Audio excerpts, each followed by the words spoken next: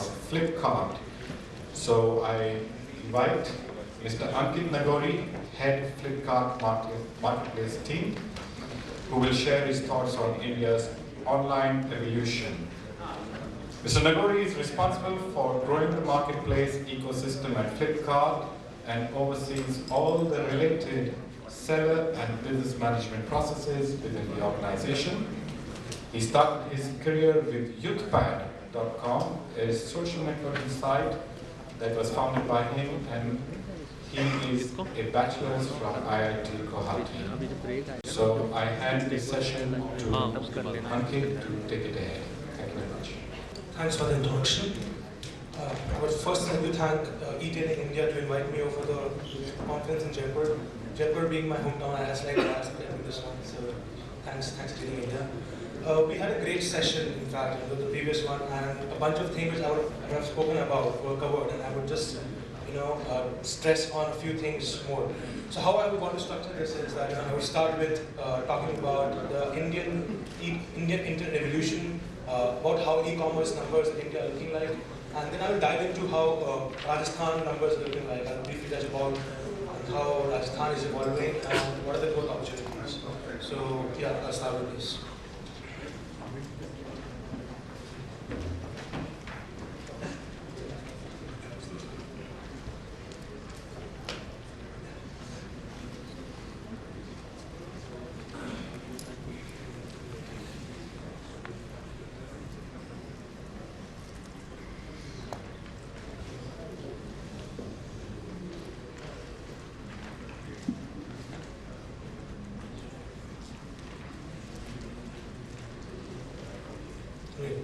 So, if you look at the world benchmarks on the e-commerce penetration, so how are we defining e-commerce? Is the number of people who access internet every year in a country. How many of them are actually transacting? This includes travel, this includes ticket booking, and everything else. If you look at the current numbers, India is only 10%. So first of all, the internet penetration itself in India is way lower than other countries. But even if you take into that account, only 10% of total people on internet in India are transacting online. If you look at the numbers in other countries, in UK it's as high as 87%, in Australia it's close to 70%, in US, which has such a high penetration of internet, it's only 40%. So if you look at the US numbers and look at Indian numbers, we know the kind of growth we all can target. So typically, there are two inhibitions when it comes to e-commerce. One, getting people online. There are not a lot of people in India who are online right now. And while there's a bunch of things happening on that end, while broadband and mobile penetration is increasing, there's always been an ambition amongst customers to use e-commerce. If you look at the evolution of e-commerce in India in the last 3 to 4 years, there were a couple of landmark things which has changed people's belief and faith in e-commerce. The first one was COD. So COD, cash on delivery. This started somewhere in 2010 when a bunch of companies, including Flipkart, started doing cash on delivery. And prior to that, people were very circumspect about giving out their credit card details on the internet. People were not very. A lot of people didn't have the credit card in the first place. Those who had were not very sure about giving out the details. And when the COD started, people jumped onto the e-commerce bandwagon, started transacting, and slowly the same people started even giving out their credit card details. So COD has been a very, very big push. Second big thing which really changed e-commerce penetration was 30-day replacement policy. So again, this was something which started in 2011. It's been 3 to 4 years now since this actually took place. What 30-day replacement policy did, was people who wanted to buy online but were not sure whether the product which they see is the same they'll get. So they were not sure that what they see is what they get. So and the other inhibitions were on the higher ticket item. While the initial part of e-commerce was all about books and movies and DVDs, the eventual evolution happened when people started buying mobiles and laptops online. So there were concerns about what if the product does not work? What if the product which I receive is not real? Is it used? It's counterfeit. So to solve all of those inhibitions, companies started 30-day replacement policy, and that I would feel is one of the major turning points in the e-commerce history. So while the internet penetration is growing, the e-commerce companies, the marketplaces, the sellers will have to continue doing stuff to reinforce faith amongst the customers. So if you look at the numbers, over the last 2 to 3 years, the broadband and smartphone penetration has really skyrocketed. So the broadband penetration is growing at 265% year on year. Smartphone penetration is growing at 200% year on year, and the definition of the smartphone in this slide could be debatable. But then even the entry-level smartphones, which might not qualify technically as smartphones, are internet-enabled. There's a huge bunch of audience in the country who are using those segments of phone to access internet. So if we are growing so fast in terms of internet, e-commerce is bound to happen. So let me touch upon why I feel, and all of us feel, that India is in a great position to do e-commerce really well. So typically, e-commerce successful countries have characteristics like very, very high rentals, very, very spread out geography. When the high and middle income groups are actually spread out in a larger geography and there is little concentration. All of these points lead to e-commerce, where people are willing to buy stuff, but the products are not available in the near vicinity. The people who are staying in far-flung areas have purchasing power, but again, they travel to cities and metros to buy the products. In a country like India, where even the products are very, very local, someone who wants to buy a Banarsi sari does not, the lady does not really know where will she be able to find Banarsi sari in a city like Bangalore. So all of these characteristics of varied product kinds, varied tastes, deconcentrated wealth in cities, and very, very high rentals are tailor-made for e-commerce, successful e-commerce across India. So if you look at these broadband and smartphone penetrations, one interesting trend which is actually coming in is that the smartphones are really, really growing very, very fast. And with smartphone, what we're seeing is that how the trend of the landlines versus mobiles. In India, the whole landline piece was leapfrog, and the mobiles became the mode of communication. So while the landline penetration was very low, the mobile penetration is today close to 80-90% in India. Similarly, what we feel is that in India, broadband step will be leapfrogged, and a chunk of people will start accessing internet directly on the phone. And we see a lot of examples of this happening around us.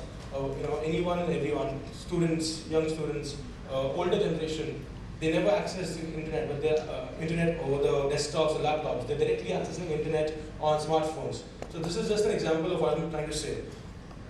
Just looking at these numbers, India, there's a projection that by 2021, and these are projections by Technopack, which is a big retail consulting, that India is poised to reach 76 billion, which is like a 40 times growth.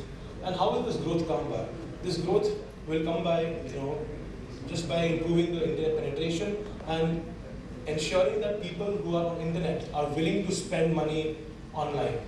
And another big thing will be to stop thinking of e-commerce as just selling or buying, just buying. When people start thinking of e-commerce as a platform to start selling as well, we need SMEs, we need small businesses, we need innovative businesses to start selling online. And that's when this growth will come by. Right now, or maybe till a couple of years back, whenever people thought e-commerce, they thought it's only about buying. But like people like you all should now start thinking of e-commerce as a platform to sell, platform to attract more customers. Think of it as an alternate channel for now, and maybe in 3 to 4 years' time, it will be the channel, not the alternate channel. And use of technology, we had enough discussion around use of technology. I endorse each and every bit of that. There's a ton of things which can be done on the technology front. And you all can actually get a very, very credible alternate channel which will become the preferred channel over time. So this is, till now I covered on a very high level how Indian numbers are looking like. Specifically for Rajasthan, if you look at Rajasthan, again, Rajasthan's geography, demography is similar to how India is. There are cities, there are some bunch of big cities which are spread out, and then there are a ton of smaller cities where there's money, where there's demand, and there's also supply. So there are cities like Udaipur, where there's a lot of supply in terms of ethnic clothing, home furnishing. In Jaipur, again, the same categories. So there's supply where we have sellers who will be keen to come on board and sell to across India and across the world. And there are affluent customers, upper middle class customers who are willing to buy the products which are not offered in their cities right now. So if you currently look at Rajasthan, it ranks 10th amongst this overall sales in India out of all the states. One big reason is slightly lower internet penetration, which compared to a bunch of larger states. But that's a trend is changing fast. That's because, like how I mentioned, that the first customer, the first time use of internet coming on mobile phone will change this trend very, very drastically. If you look at the top 5 cities in Rajasthan by sales, it's Jaipur, Jodhpur, Udaipur, Kota and Ajmer. It's not a surprise given the demography and the population. But if you actually look at the number of cities which are actually making transactions online, there are 100 plus cities in Rajasthan which are making transactions online. Hanumangarh in Rajasthan, Kota, Jaisalmer, Jodhpur, all these cities, there are tons of customers using internet, not only to buy but even to sell. There are sellers from smaller cities, where we would not even expect the seller to come from, doing exceedingly well on the marketplaces. What are the top 5 categories which are doing really well on the marketplaces? So I think in the previous segment, there was a lot of discussion around how the clothing has started, selling online, how books are starting selling online. So today, if you just look at the kind of customers for each of these categories, why is mobile doing so well online? One reason definitely is that a customer is able to get a slightly lower price and and a short 30-day return policy. But the main reason why mobile is doing so well today is, I'll take an example of a launch of a phone like maybe a Samsung S4. So typically, if there was a Samsung S4 launch a couple of years back, it would be first supplied to all the metros, and typically to reach a city like Jodhpur or even Udaipur, it would take a week's time. So the consumer in Delhi would be able to get this phone way quicker in the market than a consumer in Jodhpur. And people in Hanumangarh might not even get that phone ever in their local store. So what they would do is they would wait for their monthly trip to a city like Jaipur, and then they end up buying it. So categories like mobiles have started doing so well online because of the demand being so distributed and supply being so restricted. Coming to accessories. Again, accessories is a very, very long tail category. Typically, why e-commerce does well is the selection. The biggest pillar of e-commerce is the overall range. Accessories, is a very, very long tail category where everyone has its different taste. Someone wants a pink cover, someone wants a green cover, someone wants a cover with some gems on it. And for a single store, in a single offline store, even a single retailer, it's very difficult to stock all of these products. But then there are like hundreds and thousands of sellers across India who are carrying these unique products.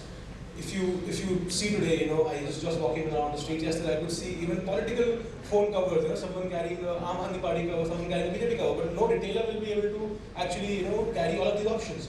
So e-commerce is the perfect platform for such sellers who have these specific products and customers who are looking for these specific products. Again, computers is the same strategy.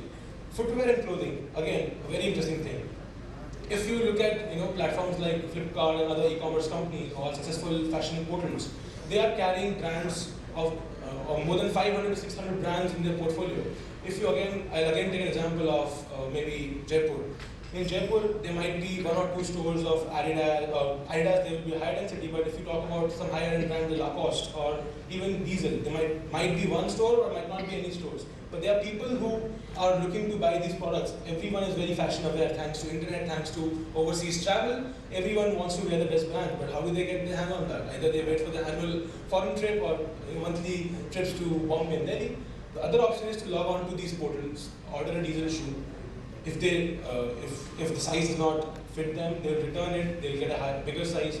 And again, a lot of fashion portals to enable this have started doing try and buy, where a customer can order 2 sizes at the same go. If he's confused whether he will have a size 9 or a size 10, he can just order both the sizes, pay only for one.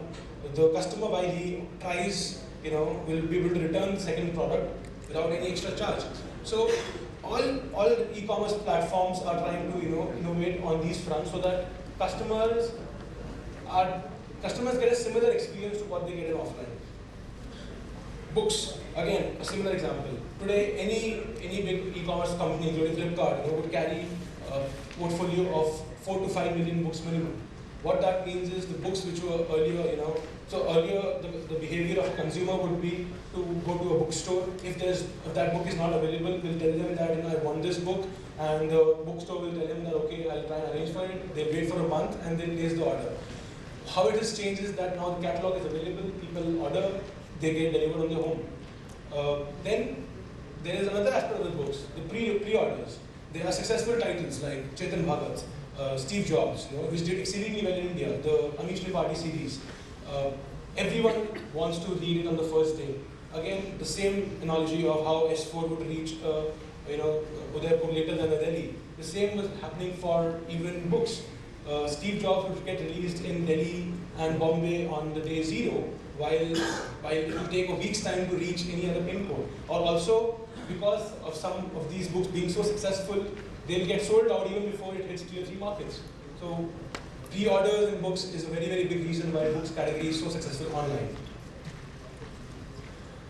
So a very interesting fact, 25% of total traffic of Rajasthan comes from mobile devices. Again, how I talked about mobile actually leapfrogging the entire broadband piece, how it happened with mobile and landlines in the first place. So if you look at a lot of segments, like people who are on the elder side, a lot of young students who are 14, 15 year olds who don't have their first laptop yet, they start off by a tablet or a phone, and the first consumption of internet is happening over the phone, and this is how it will evolve. A lot of transactions will happen apps. A lot of transactions will happen through M.dot websites, like the mobile websites. What this would mean is that M-commerce will be as big as or even bigger than e-commerce in the times to come. A lot of e-commerce companies will have to evolve with this thought process. They'll have to ensure that the catalog is mobile friendly. There was a lot of discussion around how payments has to become mobile friendly. I completely agree with that. Sellers will have to start identifying ways to communicate their product details in a very, very crisp manner. While on the desktop, there's an opportunity to write paragraphs and have multiple images and have zoomed in images. Sellers will have to identify ways to showcase their product in the best possible manner in the size of 6 inches maximum. So that is the challenge which the sellers will have to overcome with time, and a lot of companies, e-commerce platforms will have to educate the seller community to help us with that. So just to show the strength of e-commerce opportunity in India, in Rajasthan specifically, we just look at the market numbers. Every 1 minute there's an order e-commerce happening in Rajasthan. If you compare these to other states, it's a lower number, but this is a big, big number. And this just shows the strength of the internet in Rajasthan, and more so from the supply side. If you actually look at the number of sellers on marketplace, so Rajasthan as a geography, we've just recently started tapping Flipkart when it comes to acquiring sellers. In a short span of time, we already have 50 sellers from Rajasthan, and this number is just like scratching the surface. They already have listed 25,000 SKUs in 23 categories. If you talk about the categories, these categories are jewelry, women's ethnic clothing, women's footwear, mobile accessories, home furnishing and home decor. In all these categories, there are a bunch of companies across the world who are making business just by importing products from Rajasthan. I feel there's a huge potential where sellers can set up their own stores, either through platforms which they were talking about, or even just listing on marketplaces with huge traffic. There are marketplaces, which get millions of visits every day. They're looking for unique products. They're looking for products with good reach and supply and unique designs. All the sellers have to do is to ensure that they're able to showcase their product in a good manner and stick to the service promise. If they're saying that the product will be delivered in 3 days, if the seller sticks to the promise, he is doing a lot of good to the overall community. Because if the e-commerce has to grow, it has to grow through word of mouth, and that will happen only if customers continue getting a great experience. And the great experience will come just by over-delivering on the promise, the quality of the product, the timelines in which it was shipped. if there was a problem with the customer, ensuring that the queries are addressed. What this would mean is, it will be a network effect. All the sellers will start getting better ratings, they'll start selling more, and then looking at them, there will be more sellers who will be interested to sell online, and the whole ecosystem will be built. E-commerce is a very, very good big ecosystem play. Just as in any other industry, once the industry becomes successful, a lot of ancillary industries come up. I feel in e-commerce that is the same case. There will be people who will be manufacturing specifically for e-commerce. There will be people who will set up cataloging shops, helping sellers to catalog their products so that the customers know exactly what they're buying. They will be able to help sellers to price better, understand how to plan their inventory. And with time, if there is a very healthy competition among sellers, it will just help the entire ecosystem. Sellers will compete with each other, grow together, and that's how the entire ecosystem for the sellers will grow. So we actually have started working extensively in the Rajasthan market, and we see that specifically in Jaipur market, the number of sellers will grow to 400 by end of year.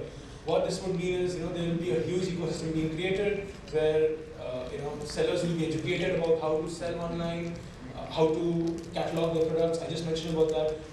I'll quickly touch upon the importance of catalog. The importance of catalog in a clothing category would be how to ensure that a customer is able to pick the right size. In any clothing category, there are unique ways of selecting a size. In some cases, they follow the UK model where the sizes are in 6, 8, 10s, or the centimeters or inches. If a seller just writes 44, the customer will not be able to understand whether it's a UK size, a US size, or indigenous Rajasthan size.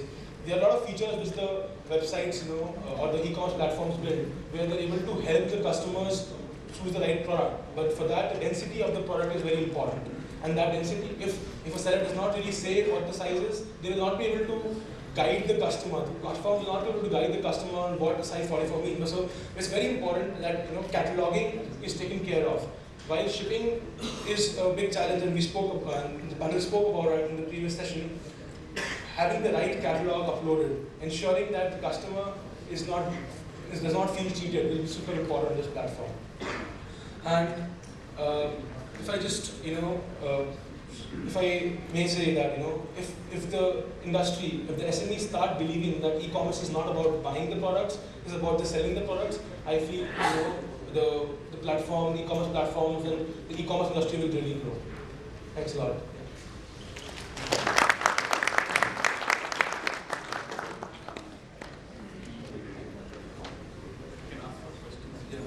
I'll be able to take some questions, please. So, talking about COD. Yes. What do you anticipate coming up in long term as an alternate mode of buying? Because, COD is more of a psychological thing that I pay for buying a product and it shows my doorsteps. And I know that it's there, it's in the box, I can open the box. I'll pay and I'll get the box. Right? But it has a huge cost as a seller. It has a cost for me that I have to consume, right?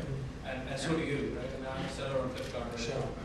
So what do you see coming up as an alternate mode of payment? And I'm not saying necessarily replacing COD, but also to enhance it. So, from a consumer side, there are two reasons why COD is there. One, in cases where there is lack of trust, and or maybe the leap of faith, I would rather say. The second case would be convenience of not being required to type in the credit card or net banking details every time the payment is made. For the first one, I think it will be a gradual process. We have seen at our portal, a lot of people have graduated from COD to credit card customers. For the second one specifically, mobile wallets or credit card wallets will be a very, very big piece. Customers, once they start, feeling comfortable about e-commerce, they'll start storing their card details, and this will enable almost like a one-click checkout. Once someone likes the product, he will just be able to check out very, very quickly using their mobile wallets. I have a question. So, COD right now, I think, adds to a huge growth in the sales. I personally feel at some point in time, I hope I'm not being politically incorrect, but I feel that it's also maybe a lot of cash which is generated in India in the businesses. People prefer to pay by cash because it's maybe not accounted or they have that spare cash, right? When you do a credit card transaction, it's essentially going from your bank. I'm sure at some point of time there might be a regulation where they may stop COD. They might realize that, you know, what is this? And do you think that would affect the business like hugely? I think this is just pure. I don't think this is going to happen in your time. Really? Because all of this is happening. So in any case, if the cash is being used, it's all as per the RBI guidelines. There's an upper limit on the amount of cash can be used. I think it's 49,999. Yeah, yeah. So I think it's on the right side of things. I don't think there will be a concern. Okay. It's my personal thought, yeah. Hi, Ankit, Aditya. He's got a mic, so let him speak. Then I'll pass the mic. All right, no problem. Hello, Mr. Nagori. I just have one question regarding the return cost. You have 30 days return policy, and the merchant have to suffer the return cost on it. Now, how the merchant can be calculate out before pricing the product? It's a very, very good question. So, I think one thing which I forgot discussing was the use of analytics and ability to price. I did touch upon how how sellers will in future be able to price their products better. So, if I take a specific example of Flipkart, we'll be able to provide opportunities of analytics where we'll be able to predict that given the return rate of a particular product in the past, what is the return that is expected in the next 3 months. Keeping that into account, you'll be able to price your products better. So all of this will come in with better analytics and better reports from the platforms, which at least in the case of Flipkart, will come in soon. Are these some analytical reports what you are talking are available? In some cases, yes, we'll be making it available to all sellers very, very soon. No, is it available Alright. on some other site? No, so these reports will be very, very specific to the behavior on that particular portal, because every portal has a different audience. In Flipkart, we have a slightly evolved customer base because of their number of transactions, so the return rates are slightly lower in certain categories. One will speak into the mic, please. Go ahead. So when you're talking about the return policies, there are some 1100 requests that are pending online for return, which is not going through. I didn't get the question. You was talking about the return policies, 30-day return or replacement. So there are some 1100 requests that are pending online for returns to Flipkart. Okay. So when you're talking about 30-day policies, that is actually not happening. And as a customer, is it? Yeah. 1100 returns from whom? It is. That's a fact that I read online. I'm not really that information. It has happened to me also, just a couple of days back. And I would suggest that you contact the customer. Nothing happens over there. It's I'm not saying anything to you per se, but just to Flipkart that because you guys have the 30-day return policy, so it's from a consumer point of view. So that is a point where. Right. So to this point, I'll just actually add one thing. So while we have the 30-day replacement policies, is the seller at the end, who is responsible for fulfilling that promise. In most cases, I would say, so the number which you mentioned might be a percentage of a very, very large number. Looking at the number of transactions we do every day, it's close to a lakh. So it will be a small percentage. For cases where sellers are not agreeing and the customer feels we have a dispute team, and the customer actually lodges a dispute against the seller, and then we as a team intervene. Otherwise, between the seller and the customer, we make it compulsory for the seller to abide to that policy if the product is damaged, defective, or not what the seller had promised. In all other cases, we have a disputes team to take care of that. Yeah, so Ankit, I'm Aditya from Derewala Choudhury Industries, Jaipur. Actually, I wanted to know about try and buy. So when the try and buy order comes for COD, I believe Flipkart is not doing this service. We are not doing it yet. We have thought about it, but there's no plan as of now. But this is something which other portals are doing. I just want to talk about. Yeah. So how is it? Is it really very important? Because what are the challenges involved? Not from a jewelry point of view, definitely, but I think mostly clothing. Clothing is where people are confused about the sizes because every brand has its own measure. In some brands you wear an XL shirt while in other brands you will L. So it will be very difficult for customers to choose. So I think in category like clothing it's very more important. Like because like India and the country is still learning about e-commerce right now. So once they order and once they receive the order, after opening it, they just changes their mind. So really, I mean, in India, try and buy. In that case, so try and buy is particularly where there is sizing issue. The other one is about 30-day returns. So 30-day returns, as if customer does not like the product, even though it's not damaged or is exactly what the seller had said he will sell, then it's like just offering a returns policy where if you don't like the product, you can take it back. Try and buy specifically for cases where there are two variants of the same product and the customer is confused on what product to choose. So it generally happens with the apparels or shoes and all those things, not with the jewelry segment. Yeah, it is not. Thanks, Ron. Hello. Hi, Ankit. My name is Pradeep Kalia and I'm PhD scholar on e-retail itself. Rather asking a question, I would like to tell you an incident, my personal experience with the Flipkart. Very often you have this 10% discount scheme. Then if you pay by credit card, then you get 10%. So most of us are like hedonic shoppers rather than utilitarian shoppers.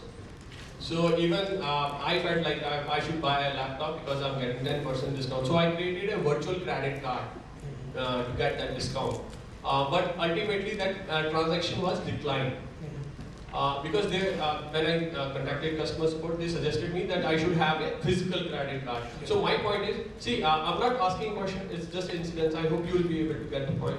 So when we are tech savvy, so as a customer, I have created a virtual credit card for the heck of my privacy and security also. Because, for example, I have to buy 25,000 worth of the laptop. So I created a virtual credit card worth 25,000 one time, and it is disposed, right? So the transaction was declined, and you lost a customer, and there was no follow-up. So if that 10% would have been given to me, passed on to the customer, I would have completed that transaction. So specifically for this case, these bank offers are actually initiated by the banks, and in that particular case, it just must have been the case where banks would have said that it's only for physical card owners. So these are all offers which are either owned by the merchants or the banks or someone else, and we generally go with what their policies are. Okay, because most of the people they are having the net banking, so you can create a virtual So card. the reason that would increase your sales. No, so the reason why banks do these offers is to increase the credit card penetration, right? So, Obviously. So which is why it will not really make sense for them if they start accepting the virtual. I would like to interrupt. Only questions, please, not debates. Debates can be done during networking break. So if others lose a chance to ask genuine questions. So to the gentleman. Just a moment. We'll come back. Ankit, my question is not exactly directly related to Flipkart, but it's more over the vision of the e-commerce, in terms of the marketplaces and stuff. You guys are operating Flipkart, Snapdeals, and all sorts of marketplaces, and these are coming from Europe and US, and where it's been done for a while now. However, how far do you see this going in the next decade in India? Because considering how India just has approximately, I think, if I'm not wrong, 3 to 4% of market penetration. Tomorrow, let's say in a decade, in about 20 years, when this gets to 50%, we have a huge population. So do you see these marketplaces really breaking into small niches? Like Indian Roots is coming up right now, and apart from that, there is a multiple number of other sites which have just small niche markets of their own. How far do you see that going? See, if you would have seen the presentation, there were 3 numbers to answer your question. One, we currently are at 10% e-commerce penetration. And that 10% is of the number of people who are already on internet. So one, India's internet penetration will grow drastically over the next 5 years. Second, number of people who are already on internet and using e-commerce will grow. So I think there was a number on the slide, which is like 76 billion or something, 76 billion, and today we are 2 billion. So we're poised to grow 40 times in the next 5 years, or next 7 years. So I think the market is there to be taken. Just that the sellers, the platforms, they need to provide the right experience. So last 2 questions. I have one gentleman here and 2 with the mic. So how to sell it abroad on the Flipkart, and how to maintain, how to start a store to sell abroad? Currently, Flipkart does not service orders outside India. And Yeah, so if and whenever it is done, it will be automatically enabled for all servers. Thank you. Is it possible to send a credit card reader machine along with the Flipkart delivery guy? We do that already. Oh, you are.